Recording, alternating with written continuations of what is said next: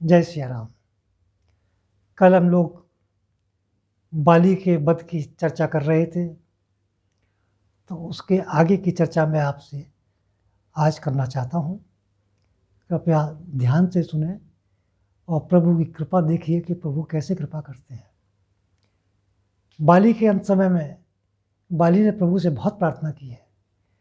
आखिर में एक नल नाम का बानर था, उसने बाली के हृदय से बाण निकाला। अब बस फिर तो रक्त की धार बहनी थी, और इसी बीच में और बानरों ने भाग करके उसकी पत्नी तारा को ये सूचना दी, और तारा वहाँ पर विलाप करने पहुँच चुकी है। तारा ने कहा कि प्रभु, मैंने सुना है कि मेरा पति निर्दोष था और आपने उसका वध कर दिया, ऐसा क्यों किया? तो प्रभु ने तारा को बहुत समझाया, लेकिन तारा की समझ में नहीं आ रहा था। तारा ने कहा कि जिस बाण से आपने मेरे पति को मारा है, उसी बाण से आप मुझे भी मार दीजिए, क्योंकि ये बिना मेरे वहाँ क्या करेगा, स्वर्ग में भी इसको चैन नहीं मिलेगा। और ये बात आप भली भांति अब तक समझ गए होंगे कि बिना पत्नी के आदमी कितना परेशान हो जाता है। तो मेरा भी जीवन यहाँ व्यर्थ है, इसलिए मुझे भी आपसे मैं प्रार्थना करती हूँ कि आप मेरी जीवन लीला समाप्त कर दीजिए, या मुझे इसका आज्ञा दे दीजिए, ताकि मैं अपने आप को जीवन को समाप्त कर सकूं। प्रभु श्री राम जी ने समझाया कि देखो तारा, वो अपराधी था, तुम भी जानती हो कि उसने अपने छोटे भाई की पत्नी को रखा।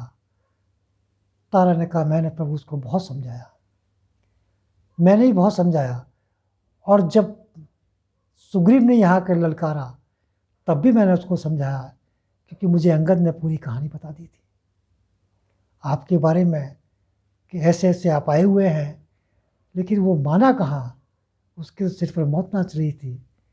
तो मैं भी प्रभु बस अपना जीवन लीला समाप्त करना चाहती हूँ। तारा बिलख रही थी। इसी बीच में उसने करवट ली और उठा, और उसके गले में एक सोने की माला थी, जो उसको दिव्य माला थी, जिसको इंद्रदेव ने दी थी। वो निकाल करके उसने उस माला को सुग्रीव को पहना दी, बुला करके कि देख।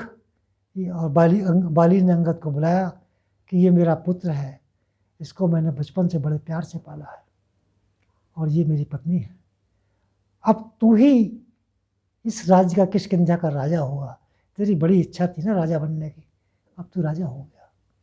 लेकिन मैं तुझसे हाथ जोड़ के प्रार्थना करता हूँ भाई, तू इस बच्चे का ख्याल रखना, और जिस काम के लिए तूने श्री राम जी से अनुरोध किया है, तूने उनसे प्रॉमिस किया है, ये बच्चा अंगद तेरी सेना में आगे रह करके प्रभु की सहायता करेगा। तो अपना तो इसको चाचा होने के नाते इस पर वही दया करना जैसा कि एक पुत्र मैंने किया अपने पुत्र पर। जो मेरी गलती थी वो मैंने मांगा, उसके लिए क्षमा भी मांगी है, और मैं तुझसे भी क्षमा मांगता हूँ भाई, तो उसका ध्यान रखना।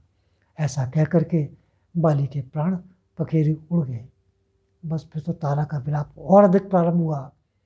इसी बीच में सुग्रीव को भी ऐसा महसूस हुआ कि शायद ये मेरा भाई, इसकी मृत्यु का कारण ही मैं था। तो सुग्रीव भी प्रभु के सामने आके हाथ जोड़ कर निवेदन करने लगा कि प्रभु, जिस भाई के कारण मैंने राज्य की आपसे प्रार्थना की थी, मैंने आपसे कहा था कि आप इसको, आपने कहा था मैं प्राण दंड दूंगा, और मैं ही इसके वध का असली कारण हूँ, तो अब मैं भी बिना इसके अब जी नहीं सकता। तो कृपया मैं भी आपसे क्षमा चाहता हूँ, और मुझे भी आप मृत्यु दंड दे दीजिए, और बस ये अंगद आपकी सहायता करेगा। लेकिन प्रभु ने उनको भी समझाया कि देखो सुग्रीव, ये अब वो समय नहीं है, ये विलाप करने का समय नहीं है, और पूरी प्रजा, ये वानर सेना, ये तुम्हारे अधीन है, तुम समझ नहीं रहे।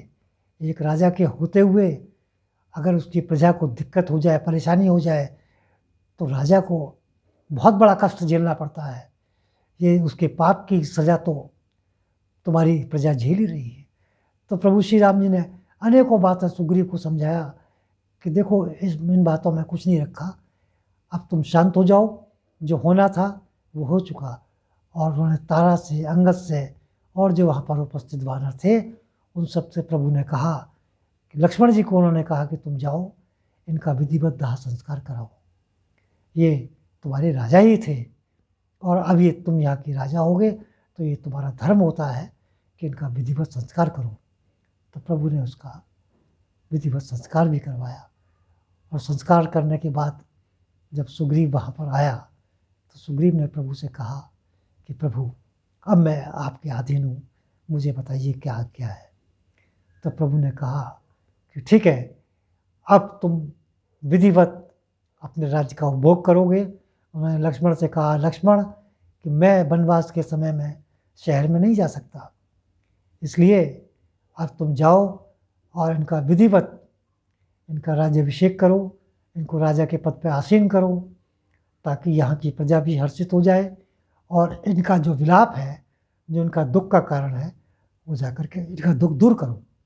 लक्ष्मण ने आज्ञा लेकर के वहाँ से गए और उसके बाद सुग्रीव का वहाँ पर विधिवत उनको राज्याभिषेक किया गया। अभिषेक करने के बाद सुग्रीव पुनः वहाँ पर आए और प्रभु को दंडवत प्रणाम किया और प्रभु से कहा कि प्रभु, अब मेरे लिए क्या आज्ञा है। प्रभु ने कहा, ठीक है, अब देखो ये समय ऐसा है कि तुम कुछ समय इसको राज्य का उपभोग करो और मैं यहाँ पर प्रस्तुवर्ण जो पर्वत है इस पर विश्राम करूँगा, क्योंकि अभी चौमासे का समय आ रहा है, ये समय युद्ध का नहीं है।